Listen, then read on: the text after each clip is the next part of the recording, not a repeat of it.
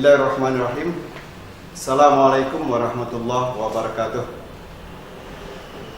Alhamdulillah alladzi farada siyama Ramadan.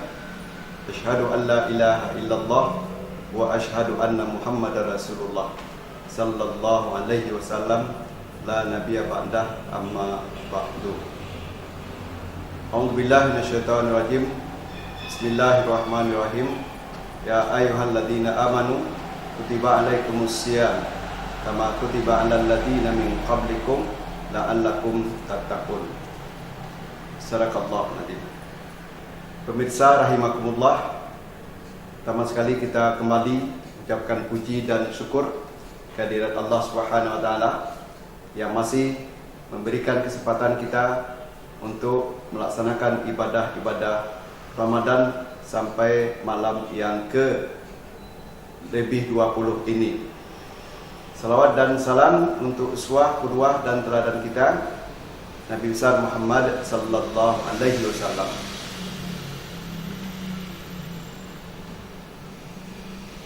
Pemirsa rahimakumullah, dalam kesempatan kali ini tema kita adalah tentang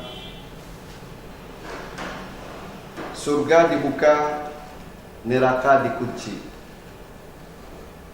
Ini didasarkan kepada hadis yang sudah sangat populer. Karena kita sering mendengarkan hadis ini disampaikan oleh para ustadz penceramah, terutama sekali di dalam bulan Ramadan ini. Di mana hadisnya mengatakan bahwa qad ja'akum Ramadan syahrul mubarak iftaradallahu alaikum siyamah tuftahu fihi abwabul jannah wa yughlaqu fihi abwabul jahim wa tagullu fihi syayatin fihi lailatun khairun min alfi syahrin man hurima khairaha qad hurima.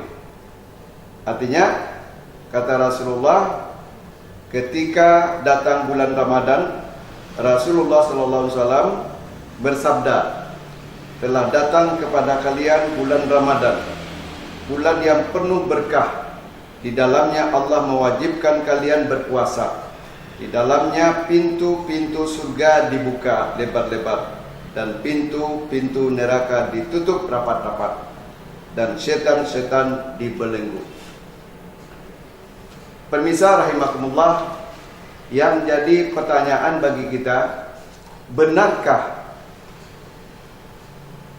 di bulan Ramadan ini pintu-pintu terbuka, sebaliknya pintu-pintu surga terbuka, sebaliknya pintu-pintu neraka terkunci, dan setan-setan dibelenggu? Maka mari kita ikuti penjelasan sedikit tentang hal ini. Di dalam menafsirkan, mensyarah hadis ini, memang ada dua pendapat, ya, atau setidak-tidaknya mengatakan bahwa penafsiran atau syarah terhadap hadis ini harus dilakukan dari dua sisi. Dua sisi yang kita maksudkan, pertama menafsirkannya, mensyarahnya secara hakiki.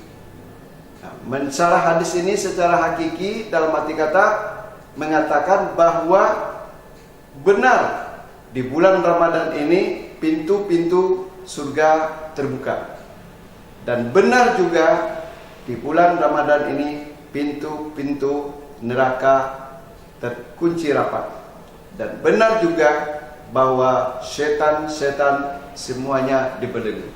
Itu satu penafsiran.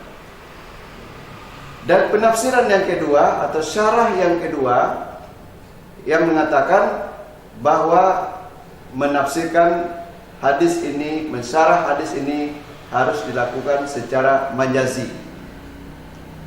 Majazi artinya bukanlah seperti itu hakikat sebagaimana tersebut secara literal di dalam hadis itu.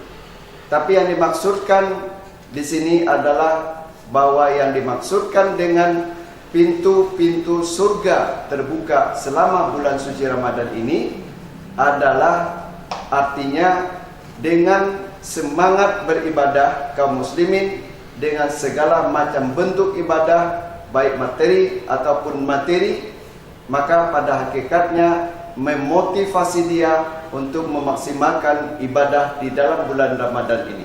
Tambah lagi dengan janji-janji pahala yang disediakan oleh Allah Subhanahu wa taala. Motivasi-motivasi itu semakin memperkuat semangatnya, semangat jihadnya untuk memaksimalkan ibadah selama bulan Ramadan yang bisa dia lakukan untuk itu.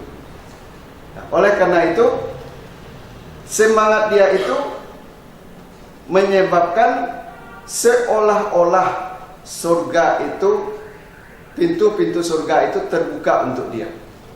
Jadi untuk dia, artinya untuk para yang memaksimalkan ibadah selama bulan suci Ramadan ini. Tapi untuk yang tidak melakukan apa-apa, tidak memaksimalkan ibadah di bulan Ramadan, tentu tidak bisa atau tidak masuk ke dalam pemahaman itu. Lalu yang keduanya itu, apa yang keduanya? Di bulan Ramadan ini pintu-pintu neraka terkunci rapat. Yang dimasukkan di situ tidak lain dan tidak bukan dengan semangatnya di satu sisi seperti yang kita katakan sebentar ini, melakukan ibadah secara maksimal baik fisik maupun materi, ya, menyebabkan pintu surga seolah-olah terbuka untuk dia. Nah, kalau pintu surga terbuka oleh dia, di satu sisi yang lain dia memaksimalkan juga menahan diri dari melakukan hal-hal yang menimbulkan dosa di dalam hidup dan kehidupan dia. Dengan dia melakukan, memperketat perbuatan-perbuatannya agar tidak melakukan sesuatu pun sekecil apapun yang bernilai dosa di dalam hidup dan kehidupannya, seolah-olah ketika itu pintu neraka terkunci rapat untuk dia. Sekali lagi, untuk dia, orang yang menjaga secara maksimal dari hal-hal yang menimbulkan dosa di dalam hidup dan kehidupan dia. Kemudian yang ketiga, yakni di bulan Ramadan ini, di bulan Ramadan ini setan-setan dibelenggu. Kalau dua hal yang pertama tadi sudah dilakukan, di satu sisi dia maksimalkan ibadah, seolah-olah pintu surga terbuka untuk. Di sisi lain, dia maksimalkan juga menjaga diri dari hal-hal yang bisa menimbulkan dosa di dalam hidup dan kehidupan dia. Itu seolah-olah pintu neraka terkunci rapat untuk dia. Kalau itu sudah dilakukan, maka yang ketiga akan muncul. Apa yang ketiga itu? Karena orang ini semangat beribadahnya luar biasa di satu sisi, dan di sisi lain upaya dia untuk menjauhkan dosa dan kesalahan luar biasa juga. Maka ketika itu seolah-olah iblis dan setan tidak berdaya untuk menggodanya dan menyesatkannya. Karena dia tidak berdaya, maka seolah-olah posisi iblis dan setan ketika itu adalah sedang dalam terbelenggu. Nah, inilah barangkali pemahaman yang lebih dekat kepada kebenarannya daripada kita memahami hadis ini secara hakiki. Ya, karena bagaimanapun kalau kita pahami hadis ini secara hakiki, apalah artinya pintu surga terbuka hari ini karena tidak ada orang yang akan masuk ke dalam surga. Dan tidak juga ada artinya pintu neraka ditutup rapat hari ini, karena tidak ada juga orang yang akan masuk neraka pada hari ini. Tapi yang dimaksudkan seperti yang kita katakan tadi, pintu setan-setan terbelenggu. Ya, dengan kita memaksimalkan ibadah di satu sisi dan memaksimalkan juga menahan diri, menjaga diri, mewaspadai diri di sisi yang lain. Nah, kalau ini sudah kita lakukan, maka mudah-mudahan apa yang dimaksudkan di dalam hadis tersebut akan menjadi kenyataan untuk setiap kita yang melakukan memaksimalkan ibadah di bulan Ramadan ini. Mudah-mudahan seperti demikian indahnya. Inilah barangkali mungkin yang dapat kami sampaikan. Mudah-mudahan bermanfaat. Sekali lagi, fa'tabiru ya ulil absar la'allakum turhamun. Wabillahi taufiq wal hidayah. Assalamualaikum warahmatullahi wabarakatuh.